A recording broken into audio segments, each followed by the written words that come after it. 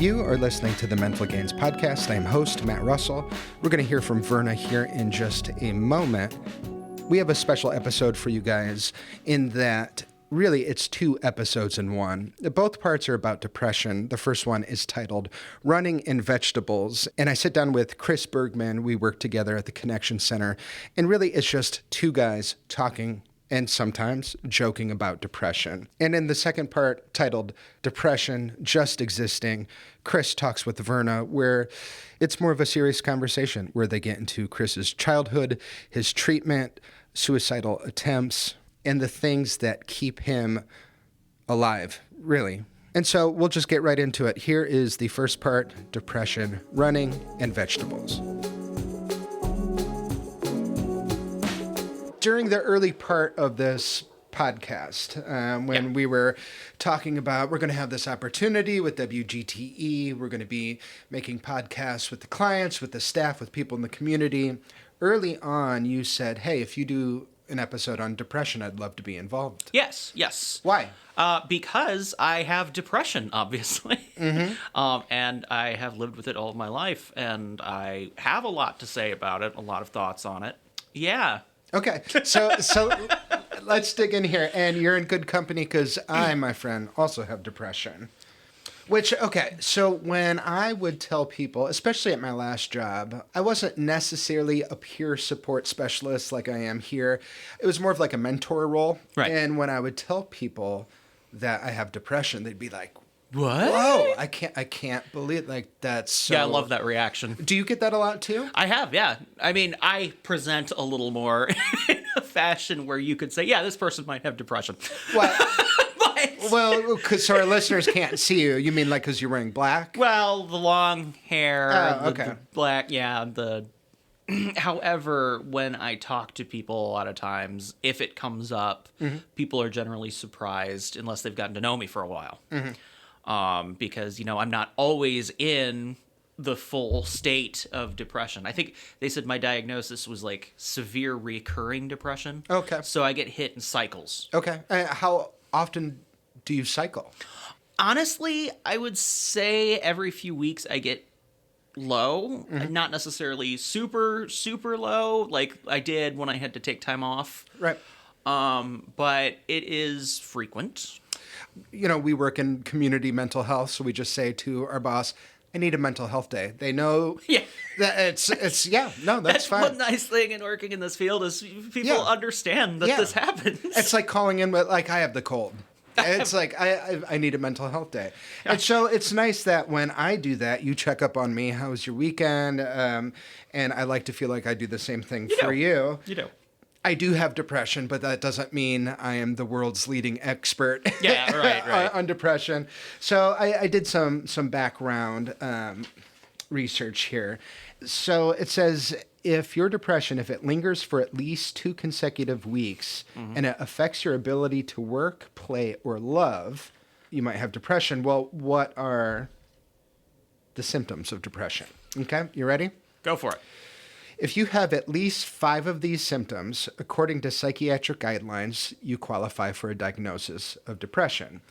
Low mood, loss of interest in things you usually enjoy, changes in appetite, feeling worthless or excessively guilty, sleeping too much or too little, poor concentration, restlessness or slowness, loss of energy, and or recurrent thoughts of suicide.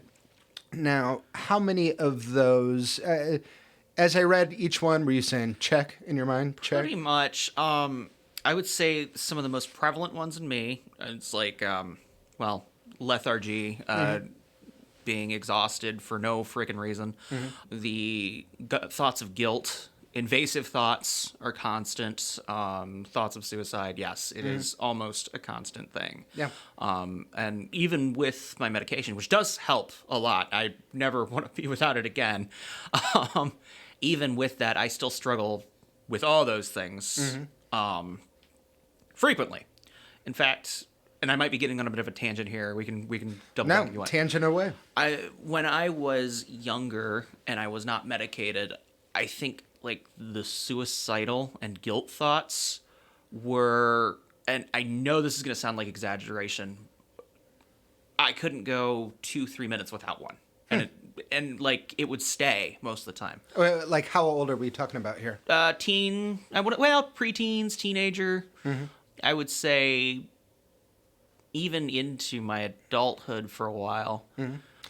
And I know from talking with you, and you did attempt suicide at some point in your life, and we don't have to go into that. I'm an open book at this point. And how old was that? That was in my 20s. Okay. And you're how old right now? Oh, you're gonna make me tell? Oh, it's not like you're... I'm what, 32, I think. Okay, so in your 20s, you attempted suicide. Yes. And was this what caused you to get treatment, therapy, Surprisingly, medication? no. Okay. Surprisingly, things just kind of continued on for a while until something happened in a therapist appointment. We can get to that a little bit later. Because I don't know if you want to touch more on the suicide incident or if you want to go on to... I just went 2 guys talking about depression. Okay, cool. Yeah, that sounds like a lot of fun when you phrase it that way. So the actual point where I went into treatment, I went to see my therapist because I was getting a therapist at that point, but I wasn't getting like medication and stuff. And I went to see my therapist, but my therapist was out. And I ended up talking to somebody else. And I was the open book that I normally was to my therapist that knew me. I guess it'd be more accurate to say I let something slip that I shouldn't have, or should have. I mean, I say shouldn't have in that sort of mindset that I was in then. You were as protective as what you usually were. Right. Yeah. But basically, I let it slip that I was having suicidal thoughts and things like that, and he did what he should do, and what I'm grateful that he did, even though I wasn't at the time.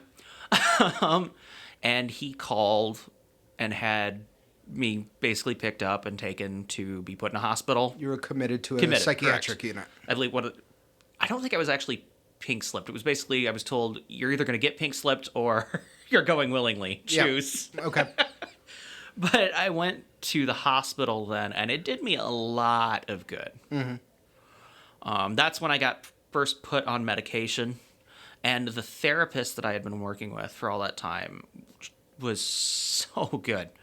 She really had me thinking about things in different ways and like actually working on myself in ways that I wouldn't have been able to without her. So, just hearing you talk, it's interesting how varying depression can be for different people. Yeah. Like the ones that you pointed out as, the feelings of guilt, the recurrent thoughts of suicide, those are probably the 2 that I struggle the least with, where the loss of interest in things that I usually enjoy, the low energy, the sleeping, the changes, those are the things that kind of connect with me. When I'm in like the main cycles, I'm like those symptoms, the loss of energy, the loss of, like I said, lethargy is a big one. You've seen how I am. Yeah, I carry myself in a certain way a lot of times. When I go deeper into my cycles, that's when I experience those symptoms more. Okay, understood. Yeah. And it's like this, and I'm sure you know what I'm talking about here. That feeling that the immense amount of willpower it even takes to move your body. Yeah, gosh, and I brought it up with you this morning because we knew we were recording this at 4:00. I shared with you this. I watched this speaker. It was a TED Talk. A guy named Andrew Solomon. The TED Talk, if you want to check it out, is Depression, the Secret We Share. On YouTube, it has 6 million views. He talks about the opposite of depression is not happiness. It's vitality. And that hit me like a ton of bricks because when I am feeling depressed, it is the physical sensation of it is like, I don't drink or do drugs anymore. It's like I've been drugged. It's physically hard to get out of bed. Yeah. That there's just no motivation.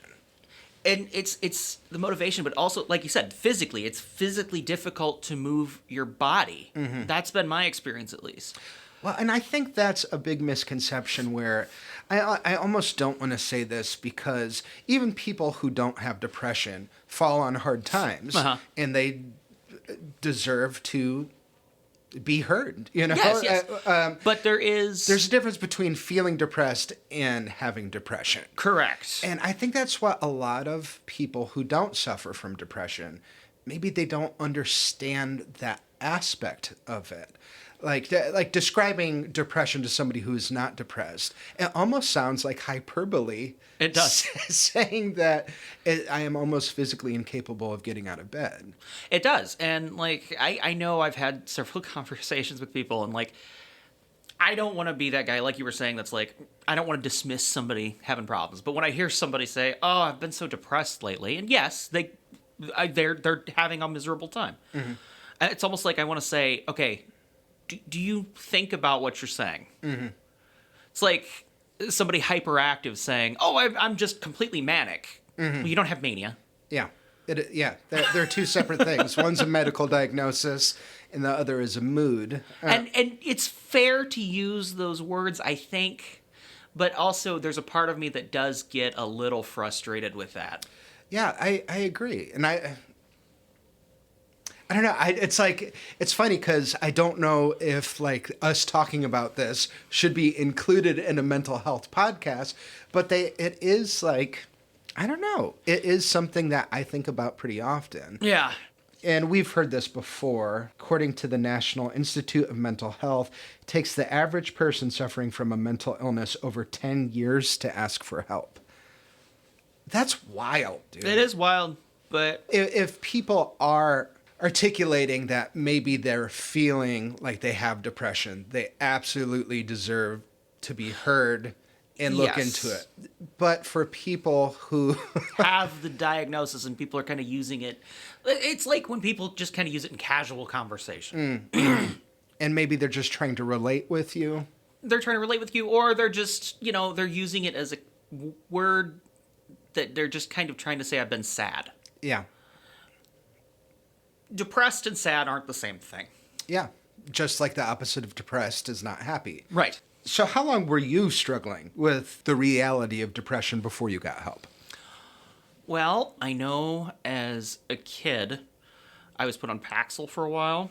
Paxil team right here, baby. Yeah, Paxil didn't really work well for me. Okay. I know, and I didn't understand my symptoms at the time at all. Okay. I was just like, But your parents or guardian saw something in you. Right. That my suggested. Parents eventually had me see somebody. Okay. But I don't know the whole story of how that came to be. But I know, like, I would just not want to be at school, which, sounds like a normal thing for a kid.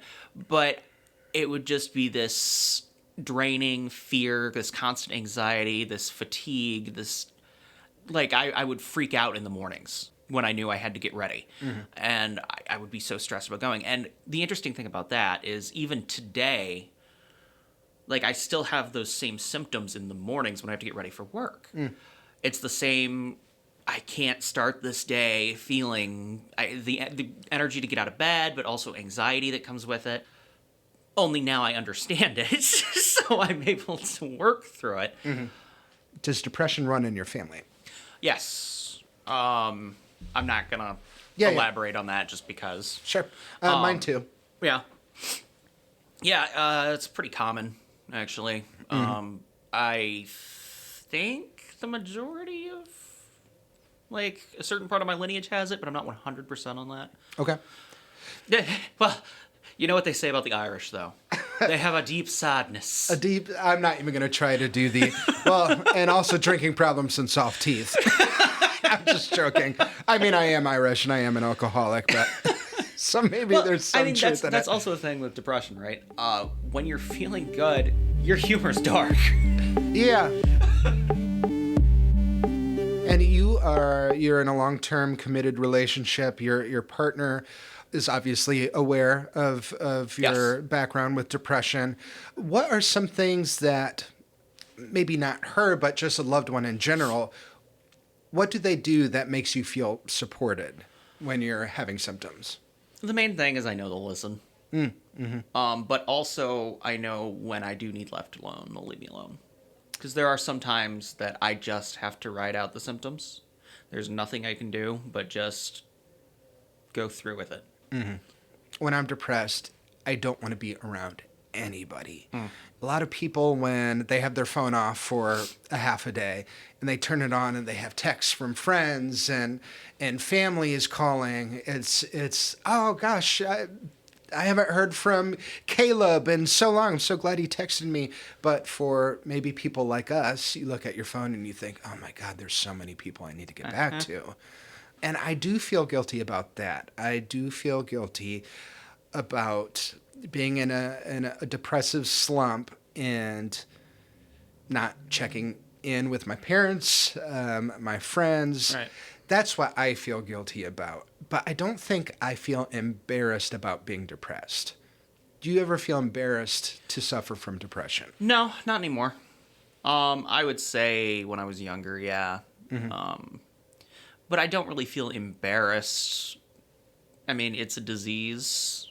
It sucks to have, but it's not something to be ashamed about. And you can lead a fairly normal life. Yeah. Well, I don't know if I would call either one of us normal. I mean, I will say housekeeping is extremely difficult. Thank you. It really is, because, like, I heard one of our members here once refer to them as depression piles. Depression piles. And it is so true. Like, stupid little things that would be easy to take care of, but you just don't have the will to do it. Dishes piling up here, there, maybe not even in the kitchen, they're piling up, or clothes that's just in a pile rather than taken care of. Water bottles ending up in one area, and then, like, when my head starts to get clearer, I can clean up some of it. But man, it is so difficult to find the willpower to get things done. And it And, like, it seems like other people don't sometimes do. that's what I feel guilty about. Like other people don't seem to struggle to take care of themselves in the way that I do. Right. I'm not what you would describe as being a well-adjusted person. Like, it takes work to be not happy, but grateful. It takes work to live a healthier lifestyle, make healthy choices. Right. And I think a lot, my background as being an alcoholic has a lot to do with that too. You're talking about the depression piles in my drinking days, especially towards the end. It's just like I would be in a trench made of beer bottles and liquor bottles. Like, I would have, like... Would it actually, like, pile up that high, or are you exaggerating with your arm gestures? When my last night of drinking, which would have been June 5th, 2020, my dad and stepmom came over. I called them and said, I need help. They took out 7 bags of alcohol bottles, wine bottles, beer bottles, liquor bottles. So 7 bags worth of trash. All full of... significant amount. Yeah, so my arm gestures weren't really... an exaggeration. Okay. Yeah. And for anybody listening, he did kind of like a bird flap, putting his arms at mid-level. Thank you. But maybe I am embarrassed about that. I mean, yeah, but I mean, that's part of it. That's part of the disease, right? Yeah. Depression and alcoholism combined, you have bottle. It makes sense. Well, I think the depression came first, and I self-medicated. Yeah, that stands to reason. Yeah. So when a member comes in talking about depression, anxiety, do you feel like you can give them better advice than maybe somebody who doesn't have a background in that can? I don't know. I mean, I would say I can relate to them better, if nothing else. I can legitimately feel where they're coming from. Right. So as far as advice goes, it's hard to say, but I know that you know what? Yeah, I do. Mm-hmm. Maybe I'm being a little arrogant in that regard. I don't know. But yeah, I do feel like I can. Mm-hmm. I think you probably had the experience where I'm not going to make it over tonight. I'm got some symptoms going on. And then you get a list of, well, here's the things that you should do, Chris. This will help you. You need to work out. You need to eat better. Oh, I love that one. You need to take better care of yourself. What is your response when you get maybe a list of things that will help with your depression? I shut down. Yeah. I don't care. I've heard it all before. Mm-hmm. And while there is something to be said that, yes, taking better care of yourself will give you a little more. A lot of these people don't understand. There's actually neurological issues going on that can't be fixed by running or vegetables.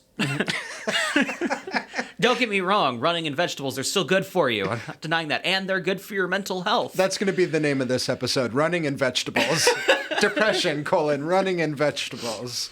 But yeah, it's still good for you. It's good for your mental health, but it won't cure it. Okay, so when a member comes in, you are not giving them that advice. No, because I'm... You're just... Correct. You're just listening to them. A lot of times I'm listening. I relate with them. And I found that there's been a lot of times where people have talked to me about these symptoms. And the fact that I've been able to put into words some things they haven't been able to describe. There's been a few times where there's been like this look on their face like, holy crap, you actually know what I'm talking about. Yeah. Well, I guess just like making somebody feel like they're not alone. Right. And you said sometimes you just have to write it out, and your partner is good at knowing when... Well, I mean, she's learning about it, but at the same time, I've also told her straightforward, like, she wants to help. Obviously, she wants to help. I'm literally laying on the floor and not moving. Yeah. And I'm not joking when I said that. That's been a situation. And she wants to help, and I've told her straight up, there's nothing that can be done. I have to just suffer through it for now. Bear through it. Mm-hmm. See, I spend most of my time outside of work alone. And so it's pretty easy for me when I'm in that I need space and I need to deal with this on my own. It's tougher for me when it gets to the point where there's no amount of being alone that's going to fix this. Yeah. I need to get out amongst the living, breathing world. Ugh, and for me, since I don't live with somebody, that's like when AA meetings are big. That's when I contact my sponsor. I'm real close with my parents. When you need to communicate with the outside world, when you need to get outside of your own head, outside of your apartment, what are the types of things you do? Well, the first person that I talk to is usually my partner. She's always available. But if, for whatever reason, she isn't there or something, I often call my father. Yeah. He has been supportive of me for so long with this stuff. I feel bad. I honestly feel bad. Some of the phone calls that I used to make to him, like when my depression was just at its worst, it was just basically him sitting through me talking almost in circles about wanting to kill myself. And I can't imagine as a parent having to hear that constantly. Imagine that would be difficult. And like I would say, like things like, I don't understand, there's no light at the end. It was a lot of stereotypical things, but he just had to sit through it and keep reminding me. And my goodness, the patience that man has had with me over this is just amazing. That's awesome that you have that. I can legitimately say I would have had probably a significantly higher chance of having a successful attempt because there would have been more of them had it not been for him. Yeah. When you were expecting to sit down and talk about depression, what are some things that went through your head that maybe we haven't talked about yet? Well, I mean, we've been talking about symptoms a lot, but there's one that always strikes me. Okay. And it's always interesting to describe because any time I've described it, and we'll see how you react, but oftentimes I get that is so accurate. I know that feeling. I have likened walking while in a severe depressive state to walking through a swamp. Colors are dimmer. It's hard to move your body. And it's almost like there's this miasma. Yeah. I like that you're trying to push through constantly. See, you said it a number of times now, that lethargy, that cloudiness. Sometimes I feel like I'm looking through the world through a dirty windshield. Like things just aren't crystal clear. And that's one of the funnier things to talk about or try to explain, like especially to the you need to run and eat vegetables people.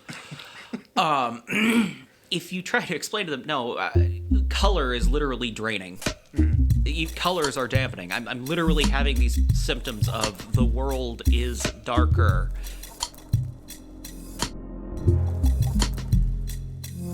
And now here's Verna with part 2. Depression, just existing.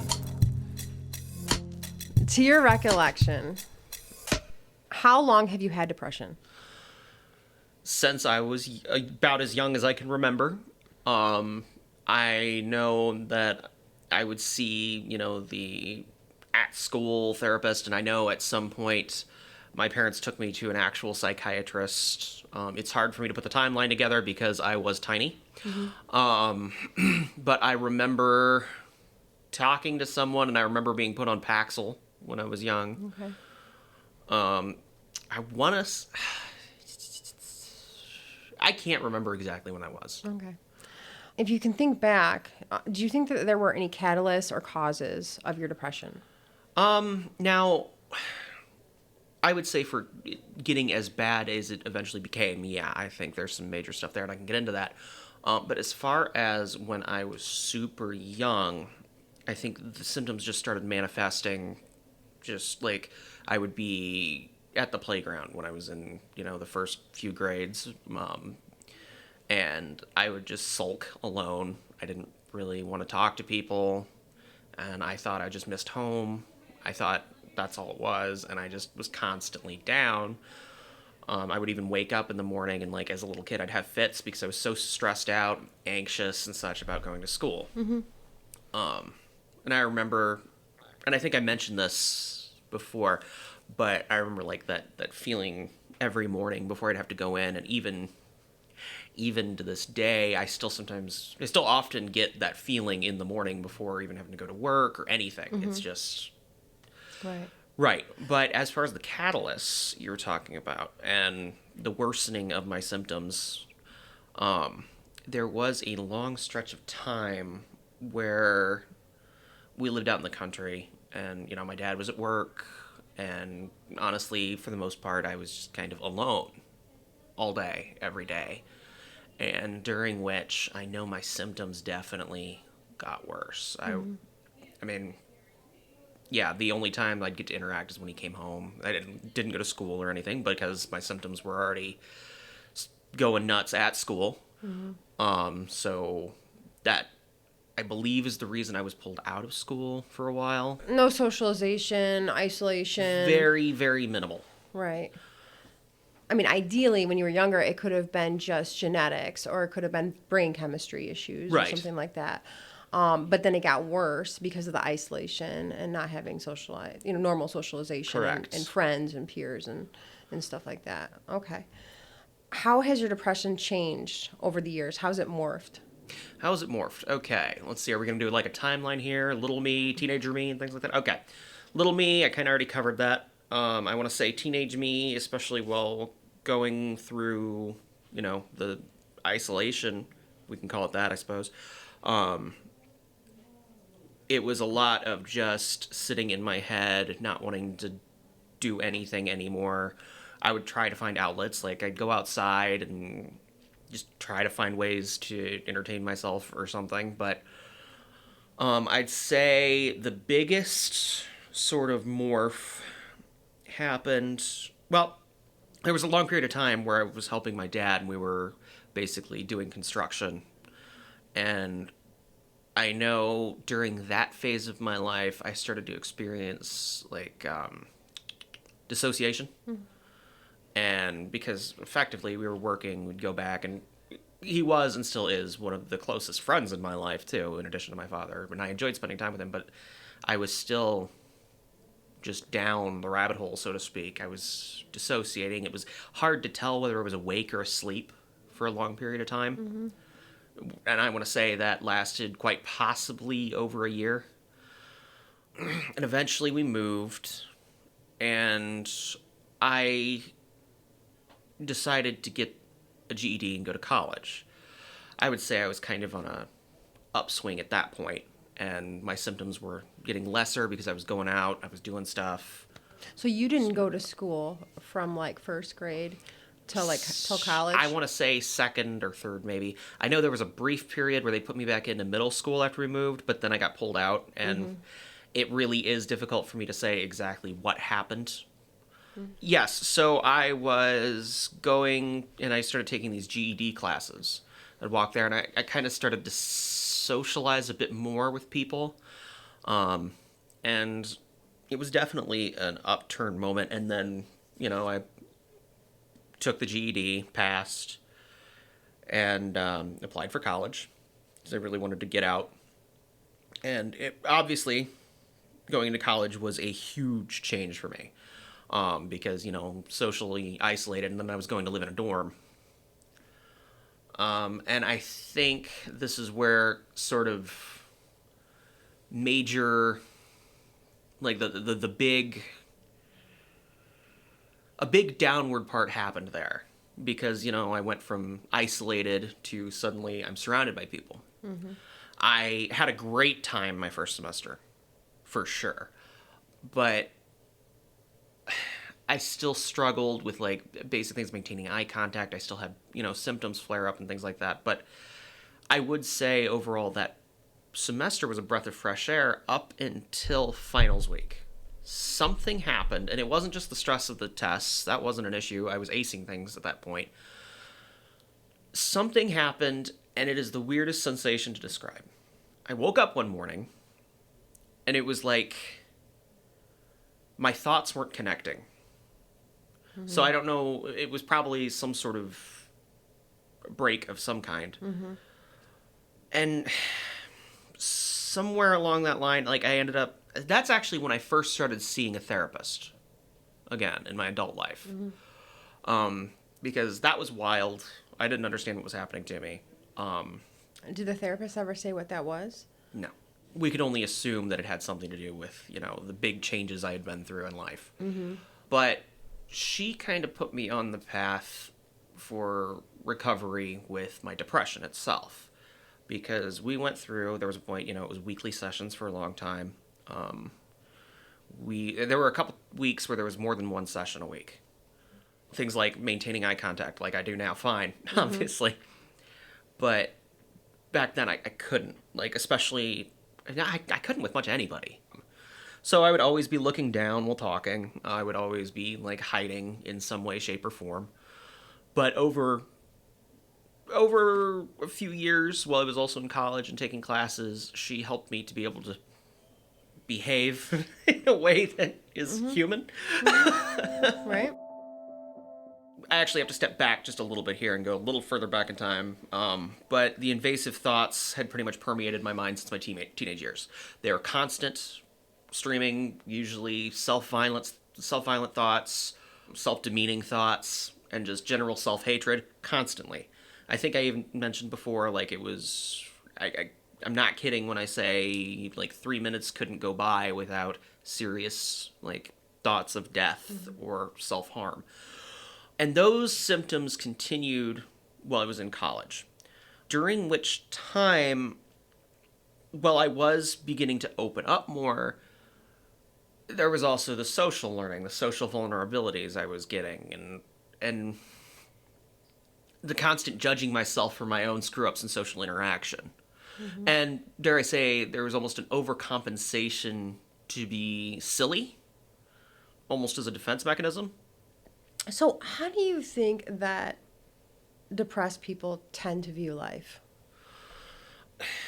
I don't want to make a sweeping judgment of other people. How do you view life? I view life these days or then, when I was at my worst. How about both? Okay. At my worst, it was a thing that I would just tolerate until I died. And I know at the lowest, I had decided, well, I'm going to kill myself. Let's have some fun anyway. Let's go out and have a little bit of fun before I do this, which precipitated my attempt. And I would say, as far as now, my view on life is just that I exist. I mean, I think there isn't much more that I need to think about anymore. I'm content with the fact that I exist. I'm content with life up until whenever it does inevitably end. There were so many times, like in past me, when I was really down the rabbit hole, I just wanted to cease existence in all forms. I grew up in a Christian family, and I even recall praying to be unmade. And Well, the situation that I'm in now, even though it sounds almost nihilistic, where I say I'm content to exist, that's a huge deal. I mean, I'm content with existence. I can experience happiness, you know? Well, I mean, I think when I was listening earlier, Yeah. you're a rapid cycler, so you can get depression every 2 weeks. Approximately. Yeah, So it's different when you have long periods of time without depression. When you have depression so regularly, so often, it's mixed with the joy. The suffering and the joy, it's at the same time almost. So I totally understand what you're saying with just existing. You're just accepting both as it is, as it comes. Right. And while that sounds dark to some people, it's actually a really positive thing to me. It's like a Buddhist philosophy, I think. Yeah. So, what are some of the ways that you cope when the symptoms come on and things get bad? When I'm really low, I would say the first and foremost thing is accepting that I'm in that state of mind instead of resisting it. Resisting it turns to judgment, turns to, well, more self-hate. Accepting it means that, okay, I know I'm going to get through this. I just have to write it out. It'll be okay. I find that the most important things that I can do for myself is just trying to make sure, and this is more preemptive than anything else, like making sure I have food available that's super easy to do. I realize that's not coping in the moment, but it's prep coping, if that makes sense. Yeah. Or I recall reading on some forums about things other people do. It's like, get bananas and peanut butter. And there you go. Beyond that, I try to make sure that I have, like, because I know I'm going to be laying and, like, wallowing in my own thoughts. I've got to try to counter the particularly violent thoughts towards myself. I've got to straight up call myself out when it starts getting there and saying, hey, you don't need to feel that way about yourself. You know you're okay. You know you aren't this mental image you have of yourself. And so, in essence, I spend a lot of time mentally soothing myself by talking myself down, like almost like I'm talking to a child at times. So you do meal prep and you do some structure when you feel yourself getting really low. You accept the thoughts. You do positive self-talk. You're so in a state where you're just trying to soothe yourself and combat the thoughts that you really don't have the energy or the want to do like self-care. Correct. So my question is, when you're not in those depressive weeks, what kind of self-care do you do when you're not depressed? Oh, when I'm not depressed? Well, this is going to sound like such a... Well, you know what? No, I mean, this is going to sound silly, but not silly. I actually clean my apartment. I'll actually do chores and stuff that I fell behind on.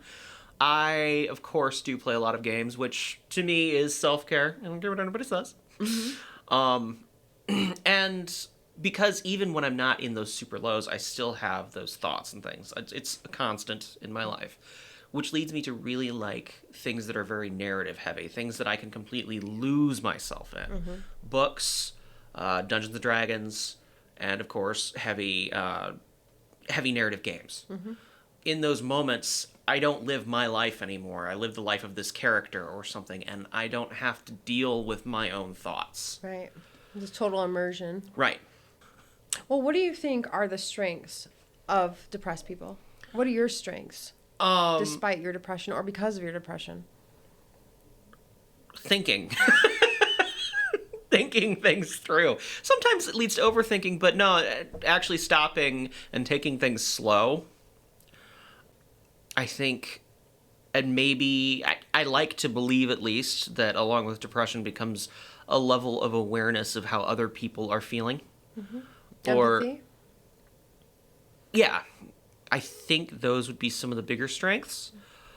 Do you believe that you will suffer depression for the rest of your life? Yes, I do. I believe, I'm 32, and I have had depression as far back as I can remember, being a little kid.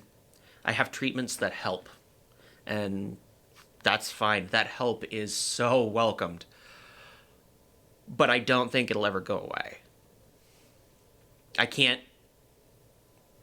Whatever neurologically is wrong, I don't think it can ever truly be repaired. There's the genetic aspect, there's the learned aspect, and I can continuously improve on the learned behaviors and the learned feelings. But I don't think I can ever truly eradicate them. Mm-hmm.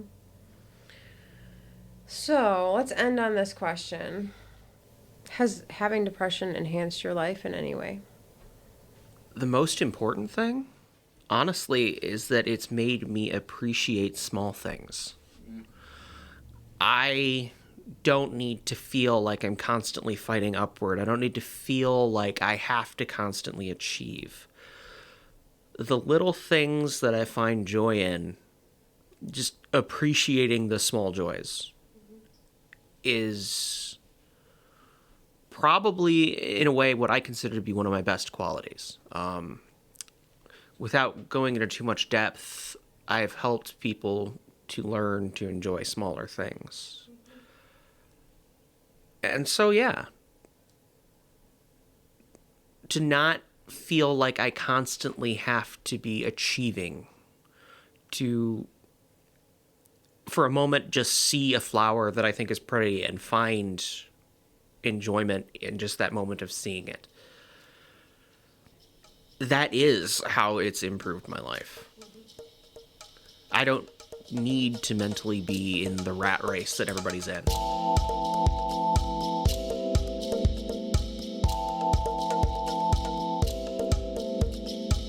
Chris says that he is content with just existing, and he's more than fine with that.